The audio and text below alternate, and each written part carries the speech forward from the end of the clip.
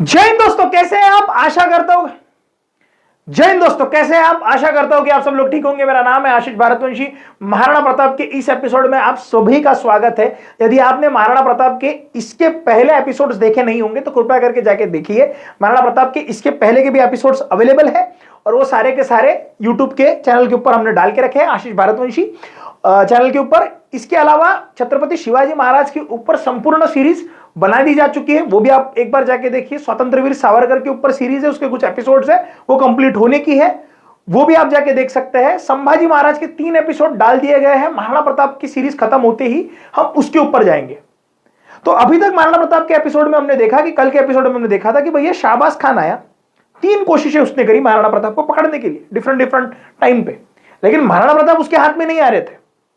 अब ध्यान समझो, शाहबाज खान से परेशान होकर महाराणा प्रताप को पकड़ नहीं पाया, इसीलिए अकबर ने शाहबाज खान को बंगाल बिहार में भेज दिया।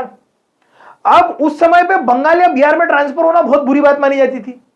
सबसे मतलब देखो यार, कोई बंगाल का होगा, बिहार का होगा, मैं माफी चाहता हूं, मैं ऐसा नहीं बोल रहा, लेकिन उस समय पे वो एरिया, वो टेरेन बहुत डिफिकल्ट टेरेन होता था। तो बंगाल या बिहार में भेजना is not a easy task. वो बहुत बुरी पोस्टिंग मानी जाती थी क्योंकि वो जंगल वाला एरिया या फिर इतनी लाविश ट्रीटमेंट नहीं थी वहां पे। सो बंगाल बिहार में जिस समय भेजा, अब अगर आप देखोगे तो छत्रपति शिवाजी महाराज ने जिस समय पे औरंगजेब के मामा की 3 उंगलियां तोड़ी थी, उनके भी ट्रांसफर बंगाल में कर दिया गया था। और बंगाल में ट्रांसफर हुआ तो उसके बाद ही में ही वो लच्छित बड़पुकन वाला वो बैटल ऑफ सरायघाट वहां पे हुई है। शाइस्ते खान की जब 3 उंगलियां तोड़ी, मामा है ना कि उनके शाइस्ते खान की बात कर रहा हूं मैं, जब 3 उंगलियां तोड़ी तो उनकी ट्रांसफर बंगाल में हुई। उसके बाद में लच्छित बड़फुकन वाला एपिसोड है। लच्छित बड़फुकन में सीरीज चाहिए तुमको, वो भी बनाएंगे अपन, don't worry. Battle of Saraighat का वो बहुत सुंदर है, वो बैटल ऑफ सरायघाट वगैरह वो पढ़ेंगे अपन। ब्रह्मपुत्र के पात्र में वो युद्ध हुआ है। तो कमेंट करके बताओ मेरे को चाहिए क्या, मैं बना दूंगा, कोई बड़ी बात नहीं है। अबे सब पढ़ेंगे अपन, सब पढ़ेंगे, सब टेंशन नहीं लेगा, सब पढ़ेंगे। सो अभी क्या हुआ, शाहबाज खान को वहां भेज दिया गया। तो मैंने कल तुमको क्या बताया था कि शाहबाज खान को वापस बुलाया नहीं, शाहबाज खान को वापस नहीं बुलाया था। रामपुर में कछवा राजपूतों ने जो आक्रमण कर दिया था, मतलब एक उठाव दिया था, उसमें उसको नहीं बुलाया था, मेरी गलती हुई थी कल। वहां पे रुस्तम खान को भेजा था उनको ये करने के लिए। रुस्तम खान ये अजमेर का नया सूबेदार था, उसके पहले शाहबाज खान था, ये मेरी गलती थी कल। और वहां पे उसकी डेथ हुई थी। अब इसकी विदिन 4 मंथ डेथ हुई थी। विदिन 4 मंथ इसकी डेथ होने की वजह से वहां पे एक नया सूबेदार अपॉइंट किया गया। उसका नाम था अब्दुल रहीम खान खाना, ठीक है, अब्दुल रहीम खान खाना नाम था। और ये जो अब्दुल रहीम खान खाना था, ये शाहबाज खान के साथ ऑलरेडी जब 3 बार उसने सवारियां की थी तो वो उस समय मौजूद था। तो इसको मेवाड़ का टेरेन बहुत अच्छे से पता था, यानी बहुत प्यार से पता था। बोले यहां से जाना, यहां से जाना, ये करना, ये करना, ये करना है। और एक सेनापति था अकबर का, बैरम खां, ये उसका लड़का था। और बैरम खान बहुत बहुत बहुत बड़ा सेनापति था। आपको पता होगा तो देखना, अकबर जब पढ़ाऊंगा तो मैं तुमको बताऊंगा डिटेल में। पढ़ना है क्या, कमेंट करके बताओ। वैसे तो बहुत सारे कमेंट आ चुके हैं कि अकबर पढ़ाओ, पढ़ा देंगे, कोई बड़ी बात नहीं। बहुत प्रैक्टिकल, बहुत जबरदस्त पॉलिटिकल ब्रेन है अकबर का, पढ़ना चाहिए एक बार। बताऊंगा मैं अभी क्यों, अभी थोड़ी देर में बताऊंगा मैं। अकबर का एक किस्सा सुनाऊंगा तुमको, है अभी आने वाला है। अब ये आया, ये पट्टा आया, कौन? अब्दुल रहीम खान खाना। अब्दुल रहीम खान खाना के ऊपर दायित्व था कि भैया जाओ, जाके महाराणा प्रताप को पकड़ के आओ। अब्दुल रहीम खान खाना ने 1580 के दरमियान शेरपुर यहां पे अपनी छावनी लगाई। अपने सारे घर के लोगों को बोला रुक जाओ, बोले रुको। और वो चावंड की दिशा में गया। महाराणा प्रताप उस समय चावंड में थे, मतलब 56 के प्रदेश के पास। बोले चावंड में जाओ, बोले महाराणा प्रताप को ढूंढने जाएंगे। अब ये बात मेवाड़ी सैनिकों को पता चली, बोले इसकी छावनी शेरपुर में है। मेवाड़ी सैनिकों ने, अमर सिंह ने लीड ली। अमर सिंह यानी महाराणा प्रताप के पुत्र, उनके बारे में आज उन्हीं का दिन है। बैटल ऑफ दिवेर उन्हीं के लिए जानी जाती है। मतलब आप देखो, ऐसा है कि महाराणा प्रताप ने अकबर के साथ में या मुगलों के साथ में तकरीबन 19 बड़ी और 14 छोटी लड़ाइयां लड़ी है, और अमर सिंह ने 17 लड़ाइयां लड़ी है। तो महाराणा अमर सिंह ने जिस समय पे 17 लड़ाई लड़ी, एक भी लड़ाई वो हारे नहीं है। होता ऐसा है कि जब हम किसी एक बड़े व्यक्ति के बारे में पढ़ रहे होते हैं तो उनकी वजह से अगली जनरेशन ओवरशैडो हो जाती है। इसलिए महाराणा अमर सिंह के बारे में इतने फेमस नहीं। यदि महाराणा प्रताप नहीं हुए रहते, डायरेक्ट अमर सिंह हुए रहते, तो अमर सिंह बड़ा नाम होता। वो इसीलिए दब गए क्योंकि समझो महाराणा प्रताप की वजह से महाराणा अमर सिंह दब गए। अमर सिंह को जिस समय पता चला, महाराणा अमर सिंह को भैया बोले यहाँ पे छुपे हुए, बोले जाएंगे, बोले भौकाल मचाएंगे वहां पे, शेरपुर पे आक्रमण हुआ, भड़बड़ भड़बड़, वहां पे जितनी संपत्ति लूटी, वहां पे कोई नहीं था, वहां पे खान खाना की फैमिली थी और औरतें थी, बोले उनको कैप्चर करो। कैप्चर किया। यह बात जाके महाराणा प्रताप को समझी। महाराणा प्रताप ने फोन लगाया, बोले नहीं, औरतों को हाथ नहीं लगाना, औरतों को सम्मान से छोड़ दो। औरतों को सम्मान से छोड़ दिया। अब यह बात अब्दुल रहीम खान खाना को पता चली, बोले हम मुगल है, हम जब पकड़ते बोले तो हम औरतों को बोले जनान खाने में डालते, बोले इन्होंने सम्मान से छोड़ दिया। उसके दिल पे लगी बात, बोले यार ये तो बहुत यार ये बोले यार बोले उनो रिवर्स हो गया। बोले ऐसा कैसा, हम बदमाश है, हम गलत है, हमको मालूम है, तुम भी करो। बोले नहीं, हम नहीं, काम क्यों करेंगे, हम तो उनो रिवर्स फेंक दिया महाराणा प्रताप ने। बोले नहीं, औरतों को सम्मान के साथ, स्त्रियों के साथ सम्मान ना, गलत नहीं। तो अब्दुल रहीम खान खाना के मन में महाराणा प्रताप के लिए इतनी इज्जत बढ़ गई, वो शांत हो गया, ठंडा हो गया पूरा। अब्दुल रहीम खान खाना स्वारी करने आया था, वो पकड़ने आया था महाराणा प्रताप को, लेकिन जितनी हलचल उसको करनी चाहिए थी ये इंसिडेंट के बाद, वो एहसानों में ऐसा दबा कि उसने कोई बड़ी पोजीशन, कोई बड़ी टेकिंग ली ही नहीं है। उसके बाद 1580 का साल अकबर के लिए कुछ ऐसा रहा कि सबसे पहले शाहबाज खान आया 1580 में, मतलब 1580 के दरमियान, वो उस समय पे 1579 में इसको भेजा गया, लेकिन 1580 के टाइम से पहले, उसके पहले शाहबाज खान को वापस भेजना पड़ा। बोले वापस जाओ, कुछ भी नहीं लगा। शाहबाज खान को बंगाल बिहार में भेज दिया गया, वहां पे जाके संभालो बोले। फिर रुस्तमा खान को भेजा, 4 महीने में इसकी भी डेथ हो गई। उसके बाद में बंगाल बिहार में बहुत जम के आक्रमण हो रहे थे, मतलब वहां पे शांति रखने के लिए अकबर ने राजा तोदरमल को भी भेज दिया, लेकिन इनको भेज दो बोले। अब 6 फरवरी 1581 के दरमियान, 1581, 6 फरवरी 1581, मोहम्मद हकीम मिर्जा, ये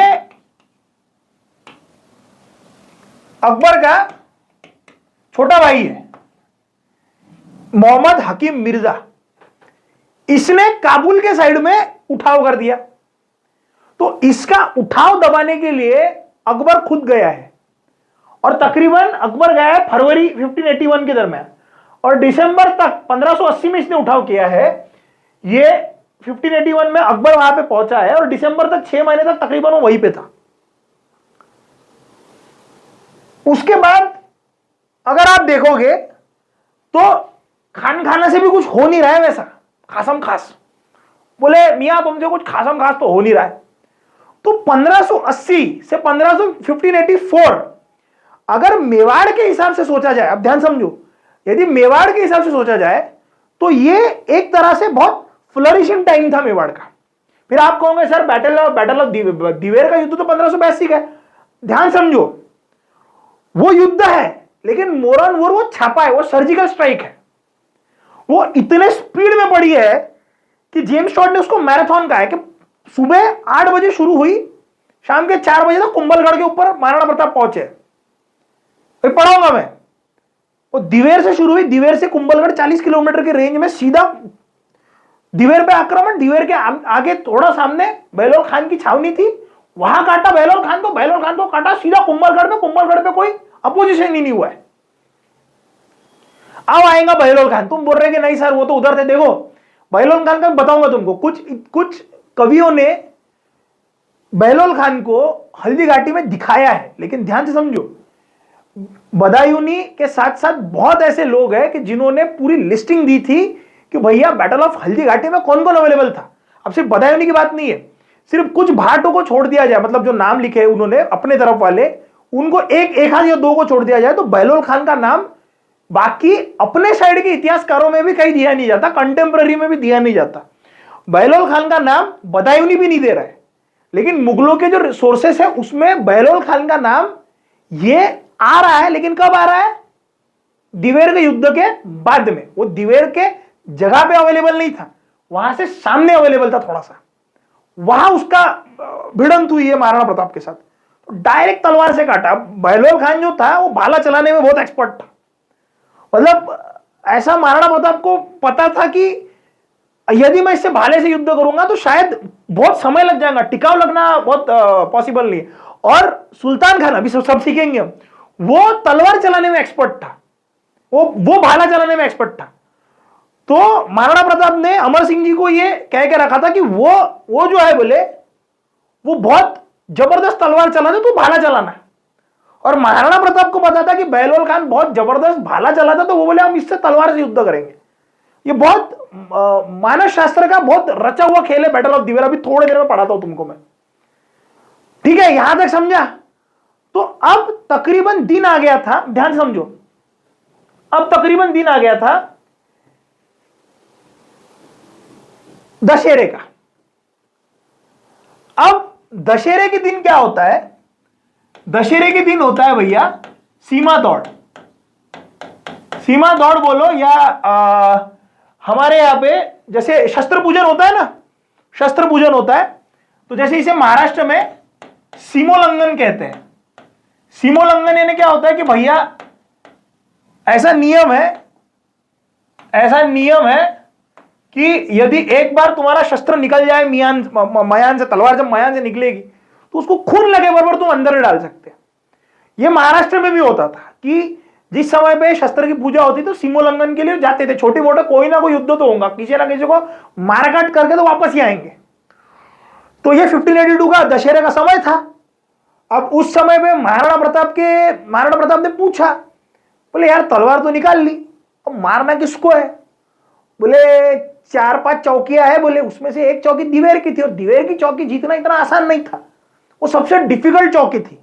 महाराणा प्रताप ने बोला दिवेर की चौकी जीतेंगे, बोले ये जीत गए, बोले चारों अपन वैसे जीत जाएंगे, बोले। इसीलिए वो दिवेर का युद्ध हुआ। वो कैसे हुआ समझेंगे हम अब तुम सबसे पहले दिवेर की ज्योग्राफी समझो। अब दिवेर ही क्यों चुना गया? देखो, हुआ ऐसा कि मुगल जब मेवाड़ के रीजन में घुसे, उन्होंने जगह जगह पे चौकियां बनाई। चौकियां यानी क्या होता था कि किसी रीजन को एक जगह पे अपने को कैप्चर करने के बाद में वहां पे अपना एस्टेब्लिशमेंट करने के लिए, उस पर आधिपत्य जमाने के लिए मुगल वहां पे चौकियां बनाते थे। वैसी एक चौकी दिवेर पे भी थी। अब दिवेर क्या है? दिवेर के बाजू में दिवेर की घाटी पड़ती है। चौकी दिवेर के अंदर में नहीं थी, दिवेर के घाटी में थी। अब वो दिवेर के घाटी में क्यों थी, ध्यान से समझो। दिवेर जिस जगह पे आता है वहीं से नॉर्थ ईस्ट में 40 किलोमीटर पे कुंभलगढ़ पड़ता है। तो किसी को अगर कुंभलगढ़ पे जाना होगा तो उसको दिवेर से होते हुए जाना पड़ेगा। दूसरी चीज, उदयपुर अजमेर का जो मार्ग है यहां से 113 किलोमीटर की दूरी पे पड़ता है। और सुल्तान खान ये सगा चाचा था, किसका? अकबर का। यह अकबर का सगा चाचा था। तो यह अकबर का सगा चाचा होने की वजह से इसकी नियुक्ति वो दिवेर के सेक्शन में करी गई थी। और जहां पे घाटी खत्म होती है, घाटी के बाहर के साइड में बहलोल खान बैठा हुआ था। मतलब घाटी खत्म होने के बाद बहलोल खान है, उसके आगे कुंभलगढ़ है। तो अब ध्यान समझना, अब हुआ ऐसा कि 4-5 जगहों पे अलग अलग स्टेशंस के ऊपर रखा गया था।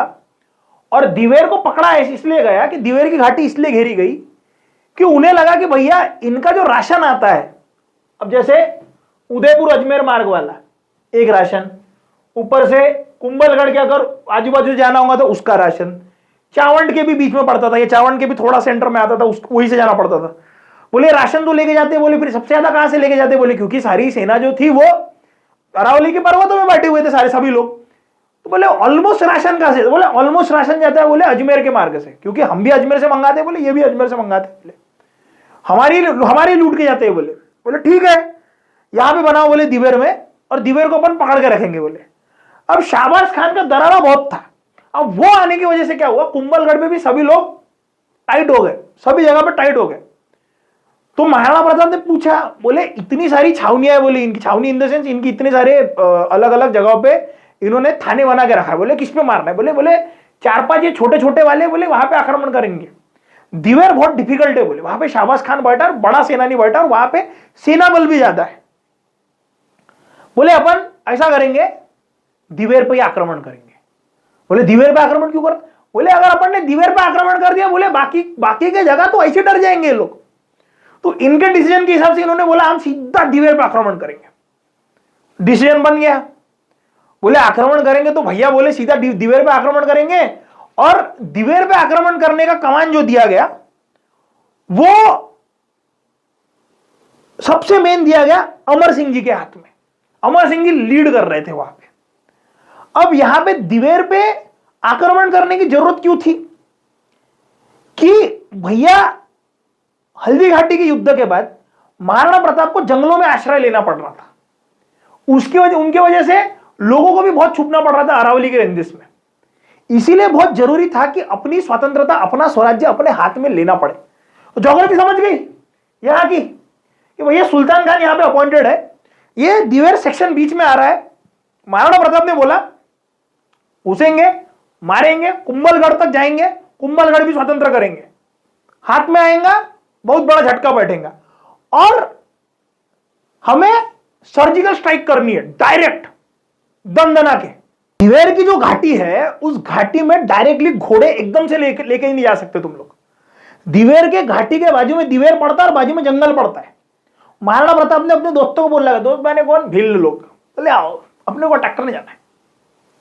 तो नियम ऐसा था, बोले देखो आधे लोग जंगलों से सरक सरक के रात में जाएंगे, भिल्ल सारे के सारे ऊपर में रहेंगे। बहुत परेशान भिल्लों ने तो जबरदस्त परेशान किया इस युद्ध में। बोले आप जंगलों से सरक सरक सरक जाएंगे, हम लोग भी जंगल से सरकते हुए जाएंगे, और सामने वाले शत्रु किस तरह से शस्त्र इस्तेमाल कर रहे हैं देखो, ध्यान लगाओ, ध्यान से समझो। वहां पे बहलोल खान दिवेर की घाटी खत्म होने के बाद कुंभलगढ़ के रास्ते में उसकी छावनी है। बोले वो बहुत जबरदस्त भाला चलाता है। महाराणा प्रताप जितना भाला जबरदस्त चलाते थे, तलवारें भी उतनी जबरदस्त चलवाते थे। तो महाराणा प्रताप ने बोला मैं तलवार इस्तेमाल करूंगा, और जो हमारा सुल्तान खान था वो बहुत जबरदस्त तलवार चलाता था। तो अमर सिंह जी को ये इंस्ट्रक्शन था, बोले आप वहां पे भाला चलाना। आप ध्यान से समझो कितना जबरदस्त, वो सामने वाले की वो टेक्निक पता है कि भैया ये नहीं ये नहीं ये। तो नियम ऐसा था कि भामाशाह और अमर सिंह जी के ऊपर दायित्व था कि डायरेक्ट आक्रमण जो हमारे चाचा जान है सुल्तान खान उनके ऊपर आपको करना है। बोले डायरेक्ट आक्रमण करना है बोले तुम्हें। बोले ठीक है मैं डायरेक्ट आक्रमण करूंगा, और मैं यहां आक्रमण होने के बाद मैं बहलोल खान के पास डायरेक्ट जाऊंगा। अब हुआ ऐसा कि दिवेर की घाटी जो है वो बहुत ऊंची है, और ये घाटी के बीच में इनकी पूरी छावनियां थी, मतलब इनके सारे टेंट पड़े हुए थे। अब सुबह के 8 बजे युद्ध होने, सुबह के 8 बजे आक्रमण करना था, लेकिन छावनी बड़ी होने की वजह से ये लोग सुबह के 8 बजे भी मस्त सी नींद में थे, क्योंकि सूरज की किरणें इतनी जल्दी वहां पे पहुंचती नहीं थी। तो ये लोग सोए हुए थे। बोले सुबह सुबह आक्रमण करेंगे। बोले आप जंगलों में ऊपर के सेक्शन में रहे ना, हम घुसेंगे, घुसने के बाद हम आवाज देंगे, जैसी आवाज होगा वहां से विष के बाण, पत्थर और बाकी के लोग डायरेक्ट भिड़ना बोले और आक्रमण कर देना। 26 अक्टूबर 1582 सुबह 8 बजे का टाइम है। महाराणा प्रताप और अमर सिंह जी और भामाशाह ने पूरी की पूरी रणनीति बना के रखी और डायरेक्ट आक्रमण होने वाला है भैया। वहां पे ये सारे के सारे नींद में सोए हुए हैं, और महाराणा प्रताप ने बोला आक्रमण, जय मां खाली एक लिंग जी की जय, और सीधा आक्रमण हुआ। और आक्रमण के निर्धारित तौर के ऊपर वहां पे हमारे चाचा जान जो सुल्तान खान है, सुल्तान खान को पता ना चले उसके पहले अमर सिंह जी ने भाला निकाला और भाला फेंक के मारा। भाला फेंक के मारा, ये बचा, पहले बार में ये बचा। उसके बाद में ये नींद से उठा, बोले अब मैं हाथी के ऊपर चढ़ूंगा। ये हाथी के ऊपर चढ़ने गया, मेवाड़ी सैनिकों ने उसके हाथी के सामने के 2 पैर काट दिए, वो डिसबैलेंस हुआ। महाराणा प्रताप ने उस हाथी के मस्तक पे इतने जम के भाला मारा कि वो हाथी फिर कोलाइड हो गया। अमर सिंह जी को पता था, बोले इसको तो मारूंगा मैं। अमर सिंह जी ने भाला उठाया, भाला दे मारा, फाट, वो छाती में लगा सुल्तान खान के।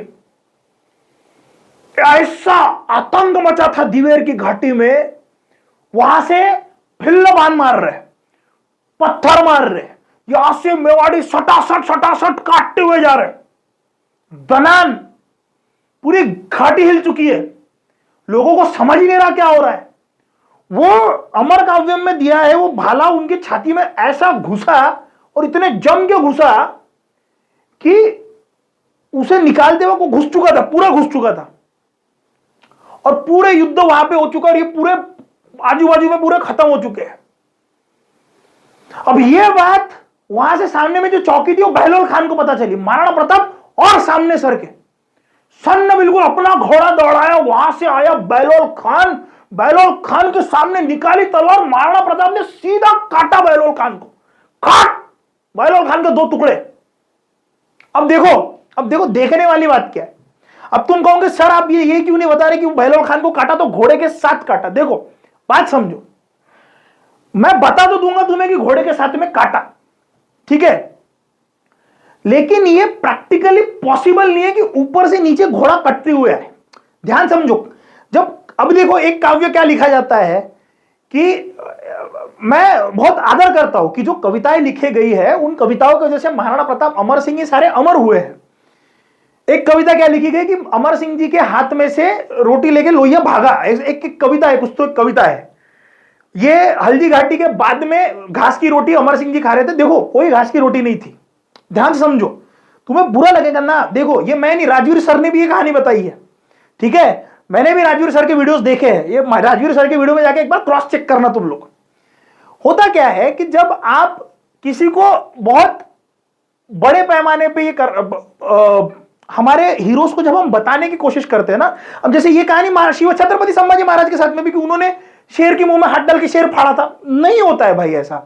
वो शौर्य दिखाने के लिए ज्यादा दिखाया जाता है। ऐसी कहानी टीपू सुल्तान के साथ में भी है, संभाजी महाराज के साथ में भी है, महाराणा प्रताप के साथ में भी है कि महाराणा प्रताप ने तलवार निकाली और तलवार के साथ 2 टुकड़े किए। ध्यान से समझो, सबसे पहले ऊपर में एक मेटल कैप है, मेटल कैप पहनते हैं मुगल लोग। उसके बाद में आपका स्कल है, स्कल को प्रोटेक्शन है। स्कल के प्रोटेक्शन के बाद में अगर वो तलवार यहां तक भी आ रही है ना, तो इसके बाद में रिपकेज है, कहीं ना कहीं तो तलवार फंसेंगी। उसके बाद में घोड़ा है, घोड़े का स्कल है, उसका रिपकेज है। तो जिस गति से वो प्रहार पहला हुआ है, देखो अगर आप कह रहे तलवार से फाड़ा, मैं यहां तक मान सकता हूं कि तलवार यहां तक घुसी होंगी, लेकिन कहीं पे आके तो रुकेगी ना, उतनी स्पीड में नहीं जाती। अगर आप कहोगे कि तलवार 60 किलो की थी, बहुत आदरपूर्वक तुम्हें एक बात बता रहा हूं, तो लक्ष्यराज सिंह जी है, उनका भी वीडियो एक बार देख लेना। लक्ष्यराज सिंह जी ने यह बहुत प्यारे तौर पे डिफाइन किया है कि तलवारें इतनी भारी नहीं होती थी। किसी भी राज में चैलेंज कर रहा हूं तुम्हें, किसी भी राजघराने में चले, मैं राजघराने की बात कर रहा हूं, किसी भी राजघराने में चले जाना पूरे भारतवर्ष में, आप जब कह रहे हो कि 60 किलो की तलवार हिलाई जाती थी, चला देते थे, वो 2-3 मिनट के लिए शस्त्र पूजन के लिए दशहरे के दिन निकाली जाती है। 8-8 घंटे युद्ध चलता था। सुबह 8 बजे युद्ध चला है दिवेर का, शाम को 4 बजे खत्म हुआ है। कितने घंटे का युद्ध है? 8 घंटे का युद्ध है। 60 किलो की तलवार कंटिन्यू चलाना, इट इज नॉट पॉसिबल। और दूसरी चीज, राजा इतने होशियार होते थे। अब एक बात समझो ना, महाराणा प्रताप का दिमाग देखा आपने? मैं अब भी शस्त्र की बात कर रहा था, महाराणा प्रताप का दिमाग देखा। बोले बहलोल खान ये भाला अच्छा चलाता है, इसीलिए मैं तलवार से युद्ध करूंगा। और तुम्हारे चाचा जान बोले सुल्तान खान ये तलवार अच्छा चलाता है, इसलिए भाले से युद्ध होगा।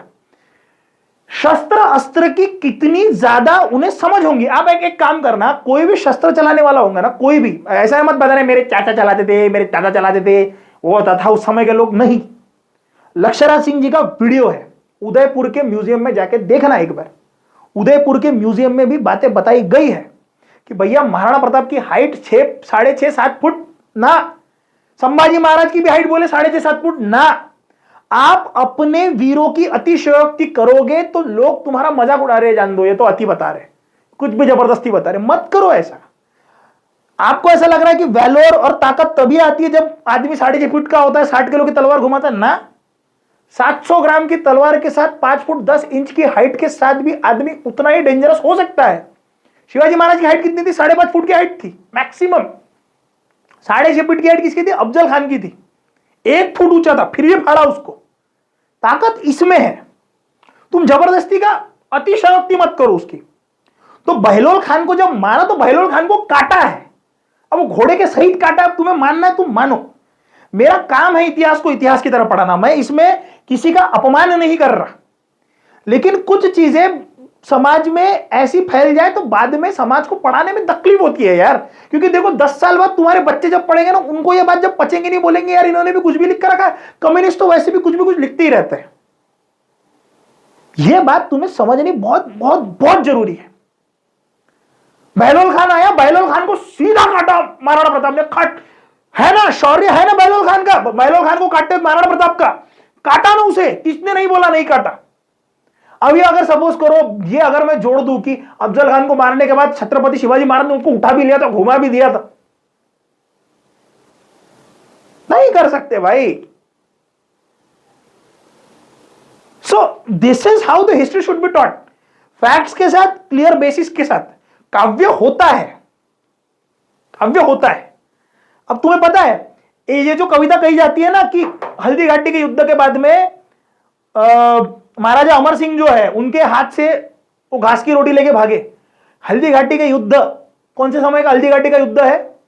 तकरीबन 17 साल की उम्र है, 1559, मैंने गलती करी थी, 1556 बोला था, 1559 का जन्म है अमर सिंह जी का, और 17 साल की उम्र है। और हल्दी घाटी के युद्ध में अमर सिंह जी को उदयपुर में पोस्टिंग रखी है कि भैया हल्दी घाटी के युद्ध के बाद अगर गलती से वहां घुस जाए तो यहाँ पे सारी स्त्रियों की, महिलाओं की सुरक्षा करना, घर वालों की सुरक्षा करना। 17 साल की उम्र में वो पोस्टेड है वो बंदा। हल्दी घाटी के युद्ध के बाद महाराणा प्रताप की हालत कुछ डाउन हो गई थी, इसीलिए उनके हाथ से वो रोटी लेके भागे थे, ऐसा काव्य है। कविताओं ने महाराणा प्रताप को, राजस्थान की मिट्टी को अमर किया, मैं मानता हूं, लेकिन अपने इतिहास की अतिशयोक्ति करके या ओवर हाइप करके आप अपने वीरों का अपमान मत करो। आपके वीर 6.5 फीट के हो या 5.5 फीट के हो, उनकी ताकत अंदर से थी, वो मिट्टी वाली ताकत थी। हाइट बड़ी होना जरूरी नहीं था। महाराणा प्रताप की हाइट का भी अगर डेफिनेशन निकाला जाए तो वो उदयपुर के म्यूजियम में है। उनका जो कवच है, ढाल है, तलवार है, उसके हिसाब से 5.9 to 5.10 के बीच में उनकी हाइट आती है। मैं नहीं कह रहा हूं, ये लक्ष्यराज सिंह जी का डायरेक्ट स्टेटमेंट है। आप जाके देखो ना, छत्रपति शिवाजी महाराज ने तलवारें हल्की होने के लिए, जो तलवारें पहले 1.5 किलो की होती थी, उसको 950 और 1000 ग्राम तक करवाया था। किसी भी शस्त्र अस्त्र में जो माहिर व्यक्ति होगा उसको जाके पूछना एक बार, ध्यान से समझो, पूछना एक बार। तो बहलोल खान वाला जो किस्सा है कि महाराणा प्रताप ने जब काटा तो वो तुम्हें मानना है, अब मानो, अब मैं कुछ नहीं कर पाऊंगा, लेकिन सोच के देखो, थोड़ा सोच के देखो, थोड़ा सोच के देखो। तुम अपने महान वीरों का अपमान कर रहे हो, ये देखो, फिर समझ में आया?